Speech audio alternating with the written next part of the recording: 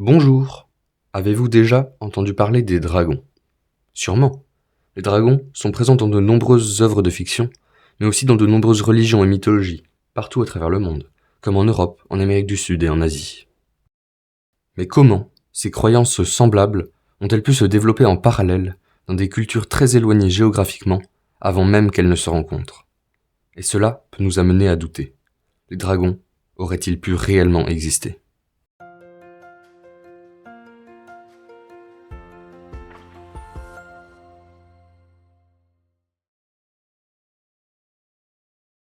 Malheureusement, personne n'ayant jamais retrouvé aucune trace de dragon, mis à part dans les légendes, il a été extrêmement peu probable qu'ils aient réellement existé. Mais on peut quand même s'amuser à se demander si on pourrait retrouver certaines de leurs caractéristiques dans la réalité. Les dragons peuvent-ils vraiment cracher du feu? On associe le plus souvent les dragons à leur capacité à cracher du feu.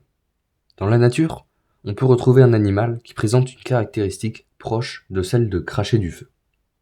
Le scarabée bombardier est un insecte capable de projeter sur ses ennemis un liquide corrosif porté à 100 degrés. Dans de petits réservoirs situés dans son abdomen, il sécrète deux liquides, de l'eau oxygénée et de l'hydroquinone. Quand il est attaqué, par des fourmis par exemple, il active un muscle en forme d'anneau, un sphincter, qui transfère un peu de ces deux liquides dans un autre réservoir. Là, une enzyme décompose l'eau oxygénée en eau et en oxygène gazeux, ce qui provoque une réaction explosive. Elle produit un liquide très irritant, de la chaleur et de l'eau. Il suffit alors au scarabée de projeter le mélange sur son agresseur. Ce dispositif pourrait être transposé chez un dragon. Selon le biologiste Henry Guy, il pourrait cracher de l'éther. En laboratoire, on fabrique l'éther à partir d'éthanol et d'acide sulfurique. Or, des bactéries sont capables de produire ces deux substances. Comme le scarabée bombardier, le dragon posséderait donc deux glandes avec des bactéries, comme notre intestin qui contient des milliards de bactéries digestives, et une troisième pour les mélanger et former l'éther. L'éther produit énormément de vapeur qui s'enflamme au contact de l'air, à la moindre turbulence. Ces turbulences pourraient être provoquées par le passage entre les dents du dragon. Hélas, le feu est trop destructeur pour le vivant. Les cellules sont constituées principalement d'eau, et dès qu'on dépasse un certain seuil de température, celle-ci entre en ébullition, ce qui détruit les cellules.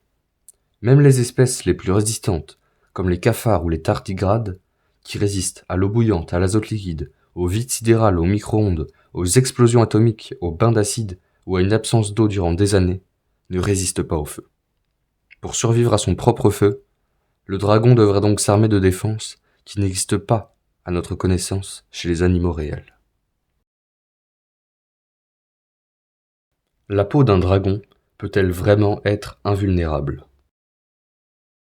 Les dragons sont souvent représentés dans les fictions avec une peau invulnérable, que le héros parvient à transpercer en trouvant son point faible, comme pour Smaug dans Le Hobbit. On peut retrouver une défense similaire chez le pangolin. Rendu célèbre en 2020 par le coronavirus, le pangolin est un petit mammifère présent en Asie et en Afrique, qui mesure entre 30 et 80 cm de long. Sa carapace est sa principale technique de défense. Quand il est menacé, il se roule en boule et se cache derrière sa carapace. Cette carapace est composée d'un millier d'écailles de kératine superposées. La kératine est une matière à la fois très résistante et légère. C'est la matière dont nos cheveux sont faits. Ainsi, sa défense est quasi impénétrable. Il parvient à se protéger des assauts de prédateurs très puissants comme les lions. Ce qui est intéressant, c'est que cette carapace ne représente que 0,5% de sa masse totale, ce qui en fait une protection à la fois ultra solide et très légère. La superposition des écailles joue un rôle important pour le pangolin. Elle permet d'assurer qu'il n'y ait pas de faiblesse dans son armure. Et c'est aussi grâce à cette superposition que le pangolin reste mobile, contrairement à une tortue par exemple, et qu'il est capable de se mettre en boule pour se protéger. Les écailles du pangolin présentent aussi une structure microscopique intéressante, car elles sont pourvues de rainures. Cette structure permet aux écailles de mieux résister à l'abrasion, c'est-à-dire à la perte de matière par frottement, qui est principalement causée par des frottements avec du sable ou avec des surfaces rocailleuses. Les écailles superposées du pangolin ont par ailleurs inspiré plusieurs systèmes très résistants, et notamment un gilet pare-balles nommé Dragon Skin, littéralement peau de dragon. On pourrait donc imaginer que les écailles du dragon sont constituées de kératine, matériau qui allie légèreté et solidité. Un dragon pourrait-il avoir une aussi bonne vision que dans les mythes? Le dragon est souvent doté d'une excellente vision pour repérer ses proies à des kilomètres. Un des animaux champions en la matière sur Terre est l'aigle. L'œil de l'aigle est de forme télescopique, et ainsi l'image qui se projette sur sa rétine se trouve grossie.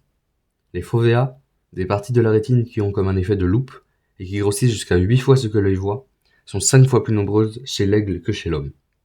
En plus des couleurs, l'aigle est aussi capable de capter les ultraviolets. Son champ de vision est de 240 degrés. En comparaison, nous ne possédons qu'un champ de vision de 180 degrés. En plus de cela, l'aigle possède une très rapide intégration au niveau cérébral. L'aigle peut ainsi distinguer un animal de seulement 16 cm à 1,5 km de distance. On peut donc imaginer un dragon ayant des yeux semblables à ceux d'un aigle.